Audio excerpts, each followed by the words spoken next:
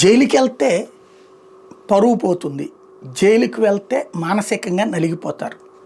ఇది తప్ప జైలుకి వెళ్ళడం అన్నటువంటి దాని మీద పెద్దగా టెన్షన్ పడాల్సింది ఏమీ ఉండదు. కానీ నిరంతరం ఒక రెస్పెక్టబుల్ పొజిషన్లో ఉన్నవాళ్ళు, ఇప్పుడు ఫర్ ఎగ్జాంపుల్ నిన్న మిథున్ రెడ్డిదే చూసాం. తను వెహికల్లో కూర్చుంటాడు, ఫ్రంట్ సీట్లో కూర్చుంటాడు, వెనకాల సెల్యూట్ కొట్టేటటువంటి బండ్రోడ్ దగ్గర నుంచి, అదే గన్మెన్ దగ్గర నుంచి పిఏ వీళ్ళు వెనకాల కూర్చుంటారు. ఒక రాజసంలాగా ఉంటుంది. ఇప్పుడు అలా కాకుండా అటొక పోలీసు ఇటొక పోలీసు మధ్యలో కూర్చోబెట్టుకుని ఒక డొక్కు పోలీస్ వెహికల్లో తీసుకెళ్ళినప్పుడు ఉండేటటువంటి ఫీలింగ్ ఎలా ఉంటుంది?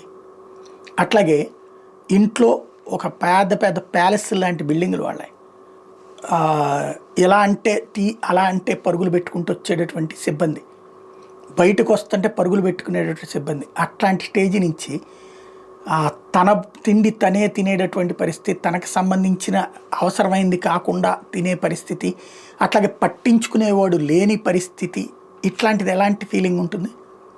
అదే జైలు జీవితంలో ఉండేటువంటి తేడా.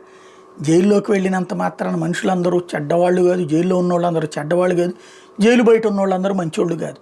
కాబట్టి అది పెద్ద ఇష్యూ కాదు. కానీ సైకలాజికల్గా జైలు అంటే ఒక ఫీలింగ్, అది ఇప్పుడు పోయింది. వరుస పెట్టి దాదాపు 4-5 వేల మంది వైసీపీ కార్యకర్తల మీద కేసులు కాబట్టి ఇప్పుడు ఆ ఫీలింగ్ పోయింది. కానీ లీడర్ల సైకలాజికల్ ఫీలింగ్, అలా బయటకు వచ్చినటువంటి వాళ్ళు మాట్లాడలేని పరిస్థితులు, లైక్ వల్లభనేని వంశీని చూస్తున్నాం, ఈరోజు వరకు మాట్లాడలేకపోతున్నాడు. పోసాని కృష్ణమూర్తిని చూస్తున్నాం, శాంతం అసలు రాజకీయాలు వదిలేసి వెళ్ళిపోయాడు.